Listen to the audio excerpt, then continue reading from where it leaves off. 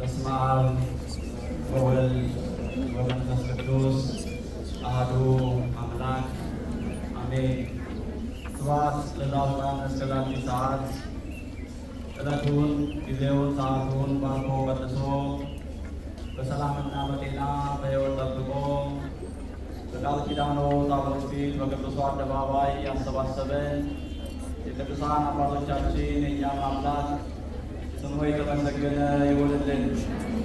ክቡር አባታችን ሊቀ ስዩማን መምህር ቢንያም ያድግልኝ የምስራቅ አፍሪካ ሀገረ ስብከት ዋና ስራ አስኪያጅ፣ ክቡራን ሊቃውንተ ቤተ ክርስቲያን በየማዕረጋችሁ በየደረጃችሁ የእግዚአብሔር ልጆች የቤተ ክርስቲያን ፍሬዎች ምዕመናንና ምዕመናት እስከ ሞት ድረስ በወደደንና ባከበረን በአንዱ ጌታ በኢየሱስ ክርስቶስ ፍጹም ሰላም እንደምን ሰነበታችሁ?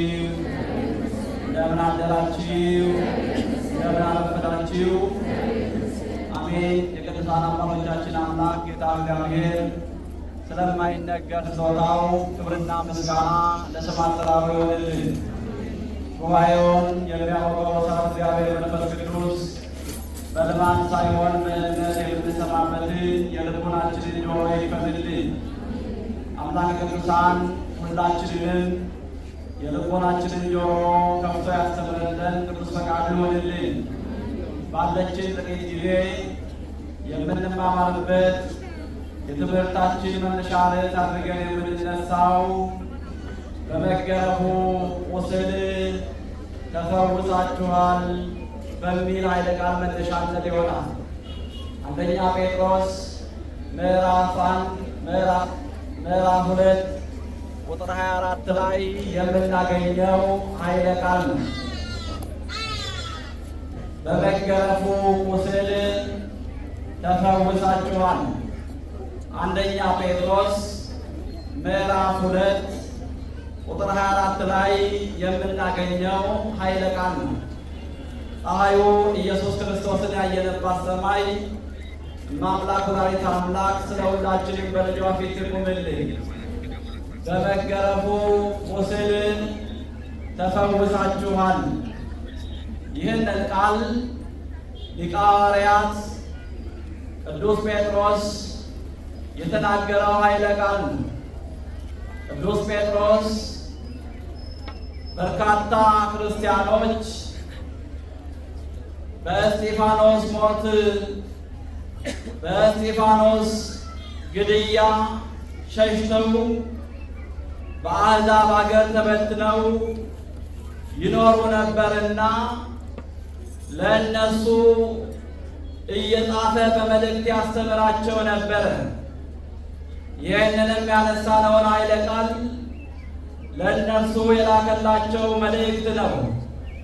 በመገረፉ ቁስል ተፈውሷችኋል የሚለውን ቃል ለእነሱ በጻፈው መጽሐፍ ላይ የተገኘ ኃይለ ቃል ነው።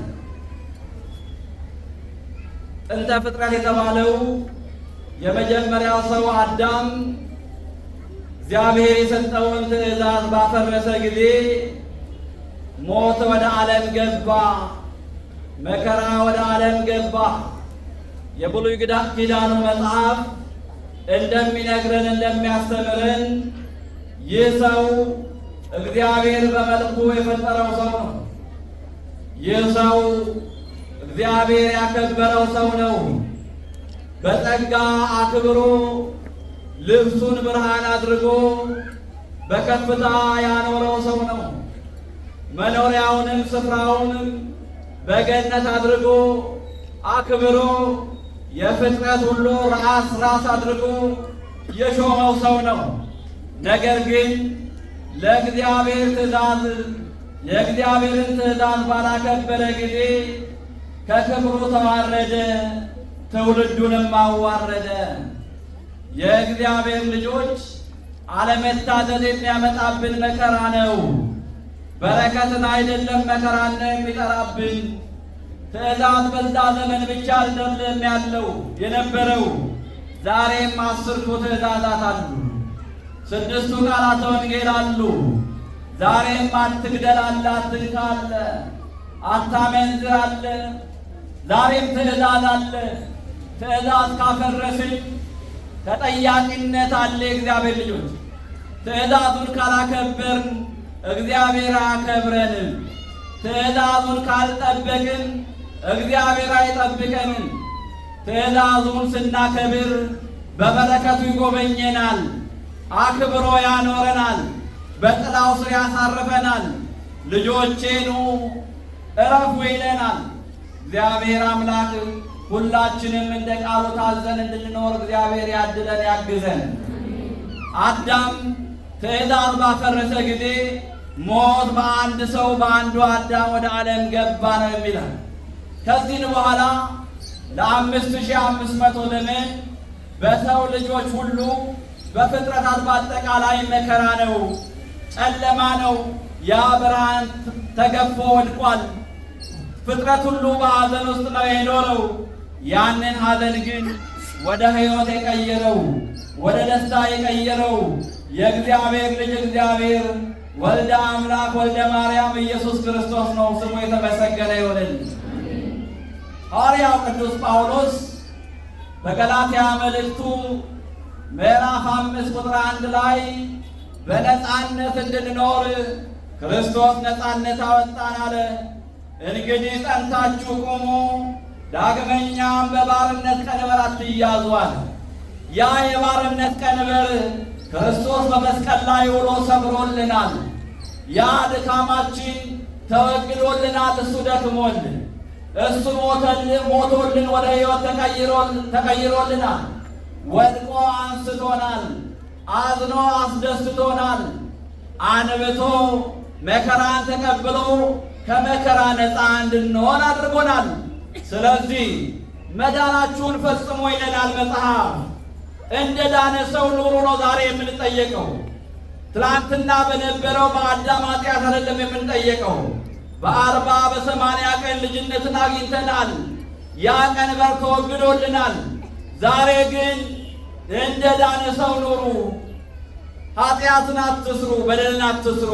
መባጽዮን ያንን እያሰበ ታላቁ አባት እግዚአብሔርን እያከበረ መከራ መስቀሉን እያዘከረ በእግዚአብሔር ፊት ኖረ፣ እያነባ እያለቀሰ እየወደቀ እየተነሳ እግዚአብሔርም አከበረው።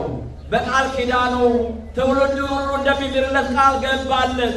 በቃል ኪዳኑ ሁላችንም ያስበን። ዛሬ ረፍታቸውን የምናከብራቸው መባጽዮን ክርስቶስን ስላከበሩ ነው። ሰማዕታት ብንል፣ ጻድቃን ብንል፣ ቅዱሳን ብንል፣ ገድላቸውን ብንተርክ ሁሉም ራሳቸውን ከእግዚአብሔር በታች ዝቅ አድርገው ለሕጉ ስለታዘዙ ስላከበሩት ነው። እኛም የእነሱን መንገዳቸው እንድንከተል መጽሐፍ ይነግረናል። እንድናከብራቸው መጽሐፍ ይነግረናል። ስለዚህ ቅዱስ ጴጥሮስ ምን አለ? በመገረፉ ቁስል ተፈውሳችኋል። በትላንትናው መከራ የምትጠየቁ አይደላችሁም። ዛሬ ግን እንደ ተፈወሰ ሰው፣ እንደ ዳነ ሰው መከራ የትላንትና መከራ እንደወደቀለት ሰው ከቀንበሩ እንደወጣ እንዳመለጠ ሰው አሁን እንደ ዳነ እንደተፈወሰ ሰው ልትኖሩ ይገባችኋል። ዳግመኛ ወደ ቀንበሩ እንዳትገቡ ነው። እግዚአብሔር አምላክ ሁላችንን ይጠብቀን። ማንም የቆመ ቢመስለው እንዳይወድቅ ይጠንቀቅ ነው። እግዚአብሔር ልጆች ሁላችንም በእግዚአብሔር ፊት ተጠያቂዎች ነን። ተጠያቂነት የሌለው ክርስትና የለም። የእግዚአብሔር ልጆች ከሊቅ እስከ ደቂቅ በሰራው ነገር ይጠየቃል። የራእይ መጽሐፍ ምን ይላል? 13:14 ላይ የራእይ መጽሐፍ ላይ እንዲህ ይላል፣ ስራቸው ይከተላቸዋል። ምናቸው ይከተላቸዋል? ስራቸው ይከተላቸዋል። ንብረታቸው አይደለም፣ መኪናቸው፣ ሀብታቸው አይደለም። በዚህ ምድር የሰሩት ስራቸው መልካም እንስራ፣ በጎ እንስራ፣ ክፉ እንስራ። በዚህ ምድር የሰራነው ስራ ሰማይ ድረስ ይከተለናል እግዚአብሔር። ስለዚህ ምንድነው መፍትሄው? መልካም እየሰራን መኖር፣ ራሳችንን በንስሐ እያጠብን እያዘጋጀን መኖር፣ እንደ ቅዱሳኑ ራሳችንን ማዘጋጀት። ቅዱሳኑ እስከ ዕለተ ዕረፍታቸው ድረስ እግዚአብሔር እንዳከበሩ ኖረዋል። መባጽዮን ታላቁ አባት እግዚአብሔርን እንዳከበሩ ኖረዋል። እግዚአብሔር አከበራቸው፣ እግዚአብሔር አጸደቃቸው። በጸሎታቸው ደግሞ እኛ እንታሰባለን። እኛንም ደግሞ በጸሎታቸው በአማላጅነታቸው በቃል ኪዳናቸው ያስቡናል። እግዚአብሔር ያስበናል። በያዕቆብ መልእክት ምዕራፍ 5:16 ላይ የጻድቅ ሰው ጸሎት በሥራዋ እጅግ ኃይል ታደርጋለች ይላል። እንግዲህ በባጽዮን በታላቁ አባታችን በጻድቁ ጸሎት ሁላችንም ያስበን። በመገረፉ ቁስል ተፈውሳችኋል ብሎ ቅዱስ ጴጥሮስ ይህንን ትምህርት በአሕዛብ አገር ተበትነው ለሚኖሩ ክርስቲያኖች ያስተላለፈው መልእክት ነው። የእግዚአብሔር ልጆች እኛ የትላንትናው ቀንበር ወድቆልናል። እኛ የትላንትናው በደል ወድቆልናል። በትላንትናው ኃጢአት የምንጠየቅ አይደለንም። ዛሬ ግን በሠራነው እንጠየቃለን። በግራ የሚያቆመንም በቀኝ የሚያቆመንም ሥራችን ነው። እናንተ የአባቴ ብሩካን የሚያሰኘንም ሥራችን ነው። እናንተ ርጉማን ከኔ ወግዱ የሚያሰኘንም ሥራችን ነው። እግዚአብሔር ልጆች ስለዚህ በሥጋችሁ እግዚአብሔርን አክብሩ። እግዚአብሔርን በሥጋችን እንድናከብር እግዚአብሔር ይርዳል። ይሄ ለሞት የተሰጠ ሰውነት ለቃሉ አስጎስመን እንድናስገዛው እንደ ቃሉም እንድንራመድ እንዲያደርገን እያስጎዘመን ራሳችንን እየጎሰምን ልንገዛ ለቃሉ ያስፈልጋል። እግዚአብሔር በቸርነቱ ድንግል ማርያም በምልጃዋ አይለዩ። የአባታችን የጻድቁ አባታችን የመባ ጽዮን በረከታቸው፣ ጸሎታቸው፣ ቃል ኪዳናቸው ሁላችንም ይጠብቀን። አምላካችን መድኃኔዓለም ኢየሱስ ክርስቶስ በጻድቁ አባታችን በረከት ይባርከን። በጻድቁ አባታችን ቃል ኪዳን ያስበን። በጻድቁ አባታችን ጸሎታቸው ሁላችንም ጉድለታችን ያስወግድልን። በጻድቁ አባታችን ጸሎታቸው መልጃቸው መሻታችን ሁሉ ይፈጽምልን። ወስብሐት ለእግዚአብሔር ይሁን።